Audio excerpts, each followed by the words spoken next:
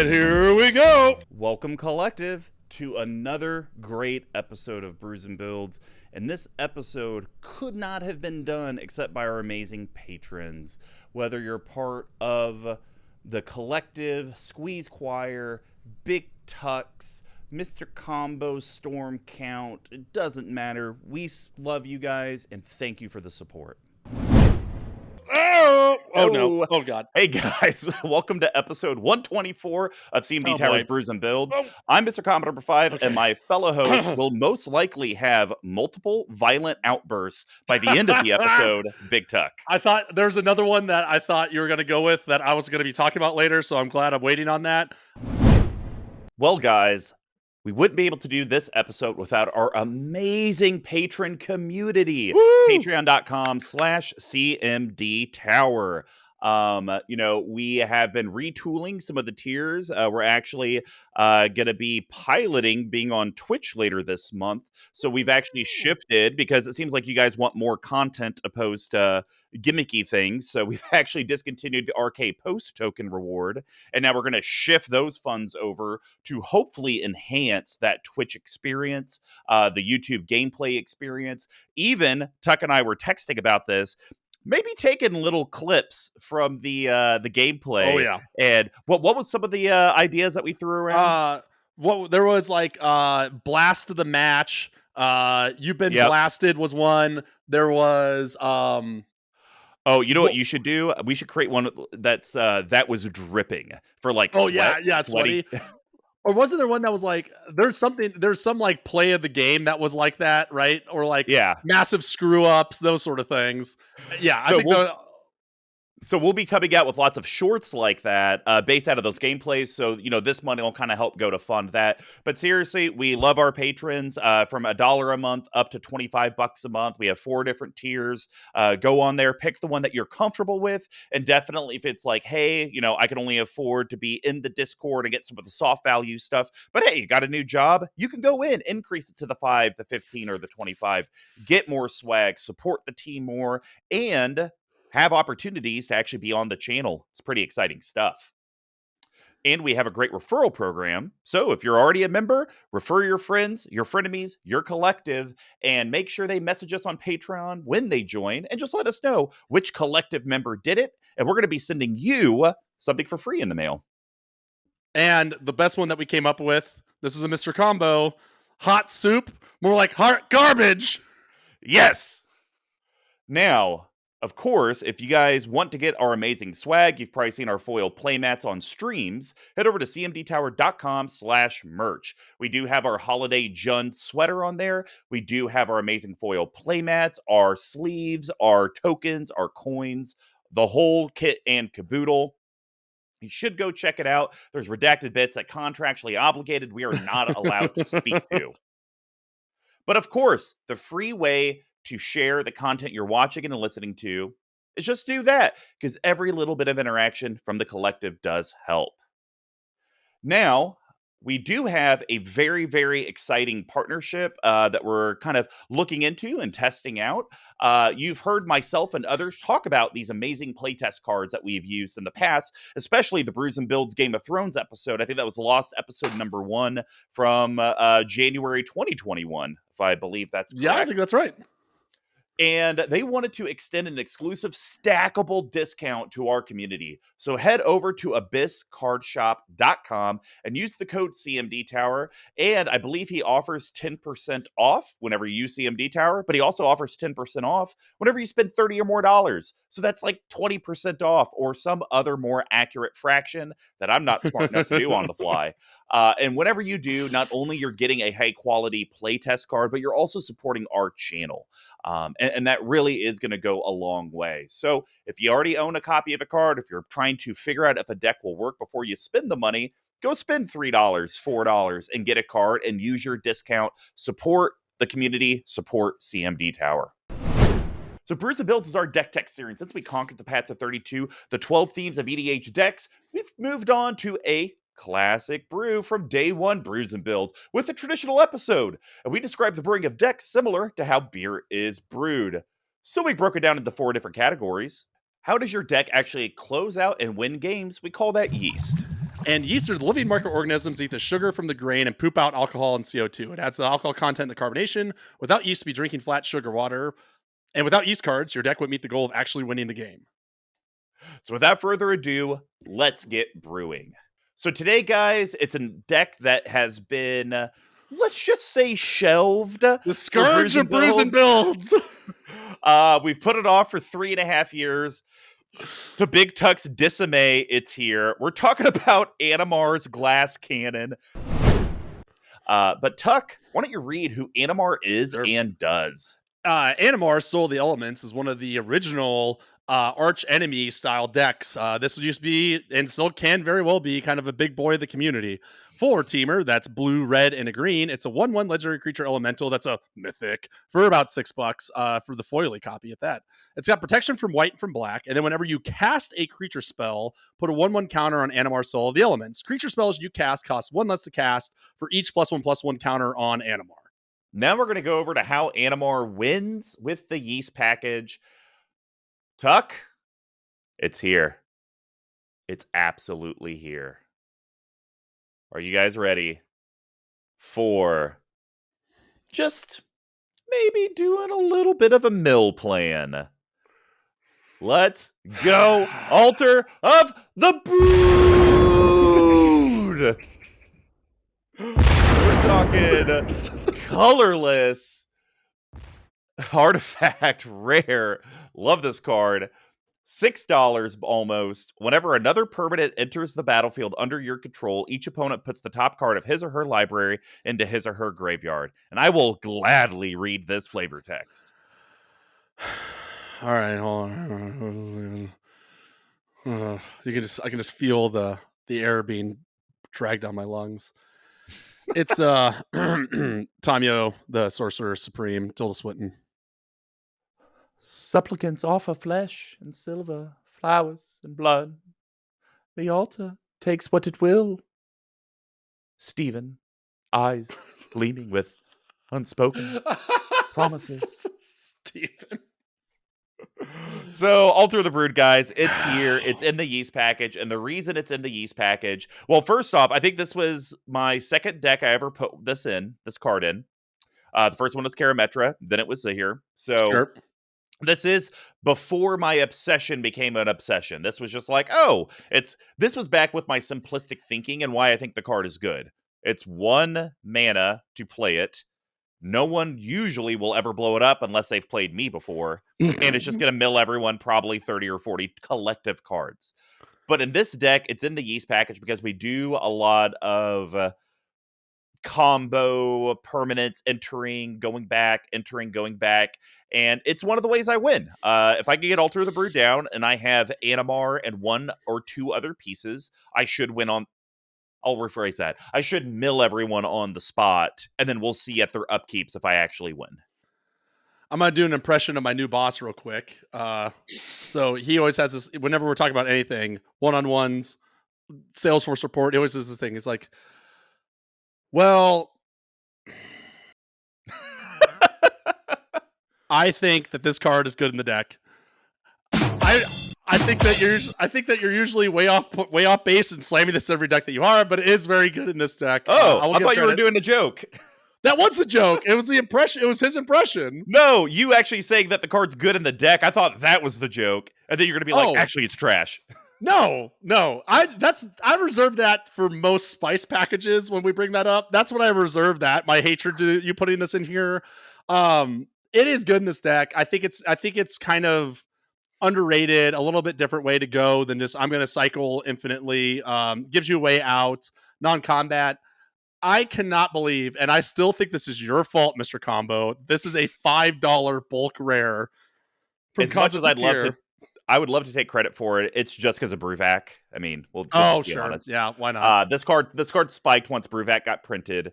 But I mean, look, just think, guys, if you 3.5 years ago would have bought 200 copies of Altar of the Brood for $1, you could now sell them for 6 times that amount. I'm just saying, better than a stock. More efficient. Bitcoin, go to hell. Altar of the Brood. Yeah, Altar of the Brood coin all day. We all could have taken a taste.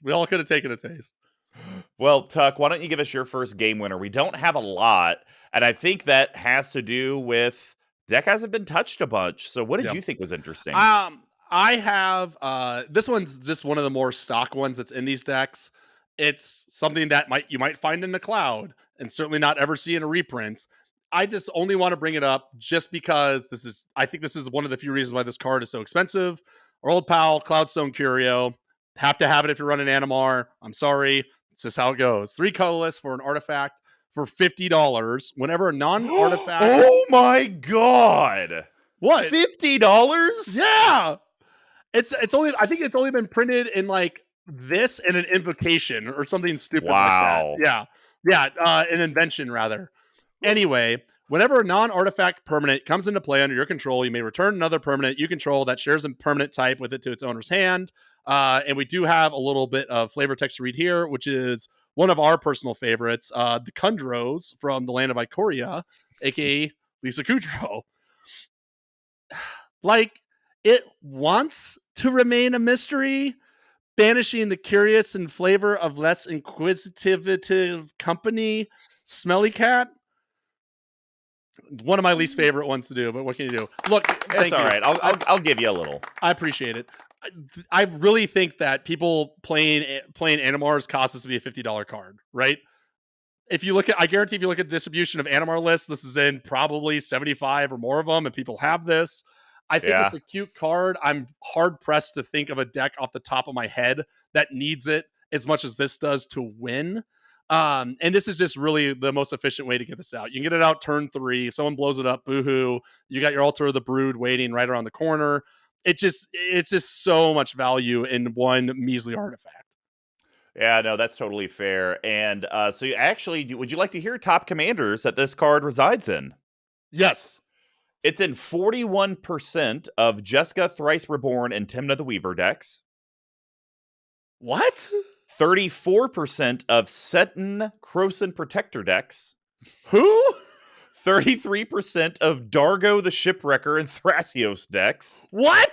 Wait, what? 32% in Baron Tolian Archmage decks. 28% in Kodama of the East Tree and Sakashima. And then before we see any legitimate numbers, the final one's Chulane, 26% of Chulane decks, 44, or it's in 1100 of the 4400. Animar doesn't even show up till the bottom. It's only an 800 Animar decks out of 4,000. So it's what? Less than 20% of Animar decks. What? Because people can't afford to play it? That's got to be the only reason, right? I mean, but think about it. Chulane, it's in 367 more Chulane decks than Animar decks, just total net numbers. Do you think that's just because people aren't building Animar as much anymore? Probably, yeah. Think about it. People might have taken, like you tried to do the correlation earlier with Chulane. People might have deconstructed Animar to then build Chulane, so the decks are just falling off. And remember, EDH guys, everyone, the data is only from decks that have been updated in the last 2 years. So it could be people like their Animar list from years ago and just haven't touched it. Yeah, that they're like, there's like maybe a card that'll come out every 4 years that I add into this or whatever. Yeah, interesting. Well, you all are fools. The card's great. Now, I will say my deck is not optimized for Cloudstone Curio. Usually in Animar decks that leverage Cloudstone Curio are doing the Eldrazi effect. That's colorless, so then they just basically flicker them back and forth for free. My deck, I usually get stuck because really I only have one colorless Eldrazi. Everything else, it's like an artifact. And this does say a non-artifact permanent comes into play. You may return another permanent. So I could bounce an artifact creature or an artifact permanent. I just can't get its effect when I do it. So it is something a little bit interesting that you have to play around, especially with my build. And once again, that goes to, I built this 6+ years ago. I didn't realize I was supposed to do the Eldrazi stuff. Only one Eldrazi for now. Only one for now. All right. Well, let's go to my number 2. We like to navigate, Tuck, and we're going to navigate to the end game. Go ahead. We're talking Deadeye Navigator, baby. 4 colorless, blue, 5/5. Like I said, guys, he's going to have a violent outburst by the end.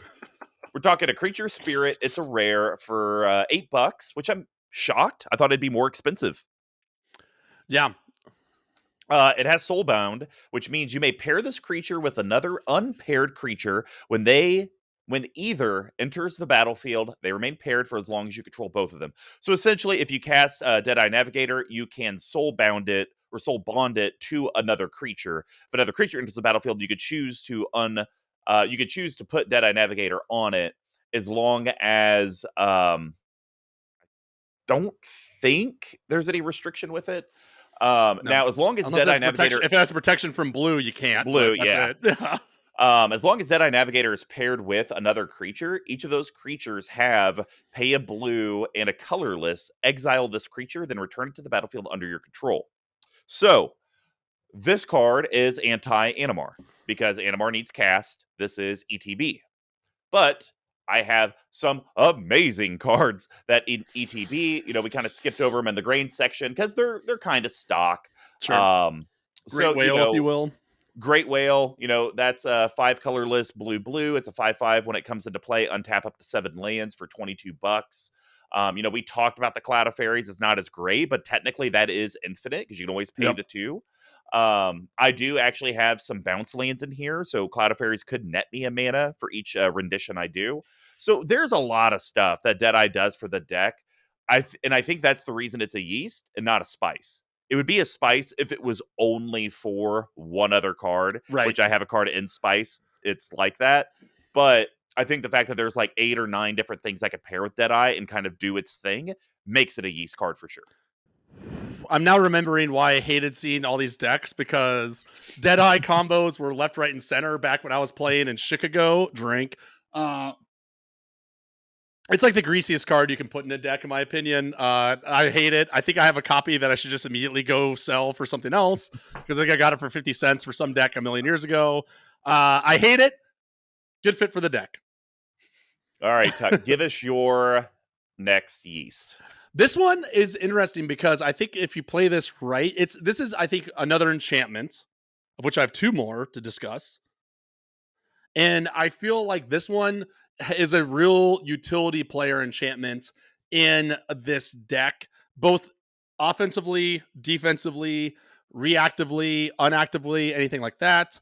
But we're going to go to our old pal Christian Bale, who was one of the clerics who knew Gunkata in Equilibrium. One colorless double blue for an enchantment. It's a rare, about $8 now. So there you have it. For from 7th edition, I guess you have it. When you play a creature spell, you may pay 1. If you do, return target creature to its owner's hand. There's a little bit of flavor text. Let me go ahead in here. Again, I've been very lucky because for some reason I have a very good chance of doing women's voices. And this is Freyalise, who's Keira Knightley. Sorry, check that. Elizabeth Swan from Pirates of the Caribbean. Seek balance in all things as long as the scales are weighted in your favor. Parlay. It's from Paul Delaterian Serene. Equilibrium is awesome. I think this card is underplayed, and I love it in this deck because if you are doing your big mana bounce-a-rooskies, it feeds into your game-winning strategy, right? If you don't have your game-winning strategy out, your Altars of the Broods, these other things we've talked about, like you talked about, these glass cannon pieces, this is still an amazingly reactive card, right? Bouncing like any creature, opponents, yours, wherever you need it to go. This is going to be something that's going to net you that value. You'll always have 1 mana spared to play with this, even if you have unlimited mana, quote unquote, from your loops, and you can't win the game, you can reset it so far back that you probably will end up be able to win it anyways, or just feed into your game-winning strategy. It's just such a sweet card. I mean, essentially in this deck, this is kind of my Cyclonic Rift. Yes. Like great point. If I don't have a way to win, but at least have a way to do some, casting rigmarole, Equilibrium, it's like, okay, I netted 1 from Cloud of Fairies, I'm going to bounce that, net 1 from Cloud of Fairies, bounce that, net 1 from Cloud of Fairies, bounce that. Yep. And technically, every time you're playing that creature spell, casting it, Animar's getting bigger, your spells are costing less and less and less. So you're absolutely right. I think Equilibrium is a card that people see and they're like, ooh, that seems nasty, but it's an enchantment. It's whatever. I'm sure there's probably something worse. And then it just gets real annoying. But then it's that one turn that Right. literally just blows up and you go ham. We need to get the do-do-do-do-do-do-do-do-do, like the keyboards, you know what I'm talking about from ball games? That's the effect we Oh my need. god. Okay. Oh my gosh. All right. Well, my last one, it was a card that was on the ban list. They took it off the ban list. Oh, We're talking Painter Servant. I always thought this card was weird. Didn't really know why anyone would ever want to play it. And then I put it in my Animar deck, and it's kind of good. 2 colorless, artifact creature Scarecrow. It's a rare. oh, It's a 1/3. I just figured it out. Yep. Yeah, 62 bucks for the Masterpiece copy that I have. As Painter Servant enters the battlefield, choose a color. All cards that aren't on the battlefield, spells and permanents that are the chosen color, in addition to their other colors. So it comes in, and usually I'm going to say black or Correct. white. And then Animar becomes unblockable, and I just one-shot people to death. And yeah, this card is silly, but don't forget that there is a little bit more work you have to do here. Ugh. And we have your favorite, our old pal Ashiok, the choir. Oh, hell. Get those out. Get those.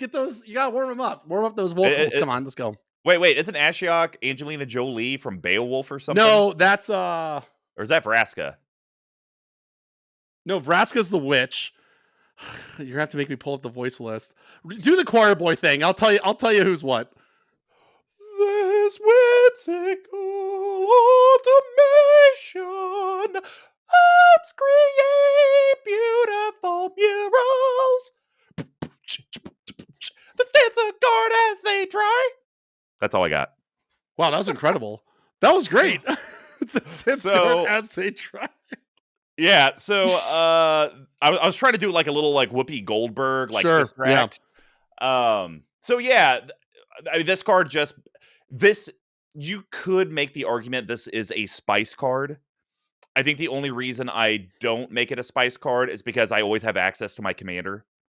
Unlike one of my other spices that you have to have a card in the grain section and your commander to really make it worth it.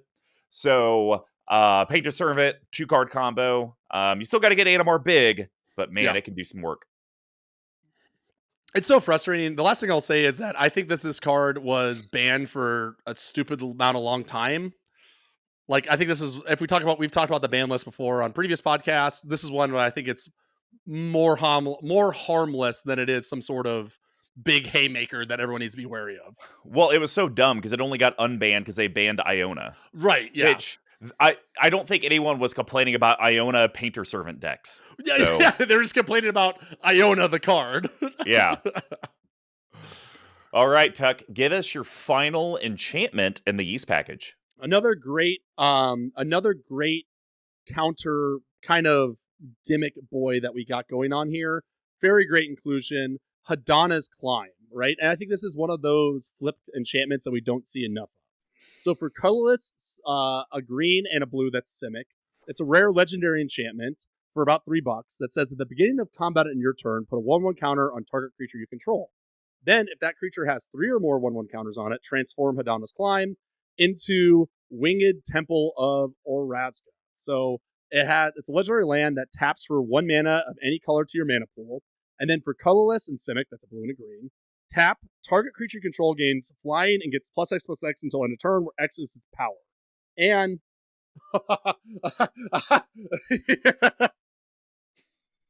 I'm scared. what was the accent that you were asking about literally last time? Oh, Angelina Jolie from Beowulf. Liliana, here we go. Hadana seeks power and the service of peace. Not a fan. Okay. Now listen, I'll admit to you that's a tough one, and I haven't seen that movie in a long time. It's very hard. Anyway, this is this Increasing Savagery were 2 of the picks that whenever you built this deck a gazillion years ago, I was like very impressed by, right? Because in any situation, Hadana's Climb is good for you, right? Yep. Even if you can't flip it, even if you can, there's some of these flip cards where there's times where you don't want to, right? We're like, I'd rather not. Like, I'd rather have the ability in the face and not have to flip it over. But here, they're all good. You're pretty much getting a 1 mana reduction on your creatures every turn on the front. Or again, similar to Painter's Servant, you're turning Animar into something that's even more difficult to block, right? Black, white, and flying, that's really, really hard and a really, really strong evasion. Absolutely. I mean, I have killed people with Animar and flipping Hadana's Climb Really? fairly frequently. Yeah. Awesome. Because it's the people on the ground. It's the 1/1 elves, the 2/2 zombies that always get in the way. The zombie's bad example because that's black, but you guys get what I'm trying to 3/3 say here. beast is another very there we go. So being able to give it flying is huge. But here's something that I've actually never done, and just rereading the card, I think I should do more of this. You only flip it if that creature that you put the counters on it has 3 or more. So it's like Animar has 7, but honestly, someone has a strip mine out. I don't want to flip it. Exactly. Some of these transform cards, you're just forced. You have to do it. It's nice that I can be like, you know what? I'll throw a +1/+1 on Painter's Servant. There we go. Painter's Servant. Suck it. So yeah, I really, really like that. It's cool. It's a really, really fun inclusion. And I think that was a Mikhail card from way back in the day. Oh yeah, probably. Yeah. Because I believe he would do that a lot in his Ramos deck. Yes, correct. Which was filthy. All right, well that's going to wrap up the Yeast and how Animar wins games.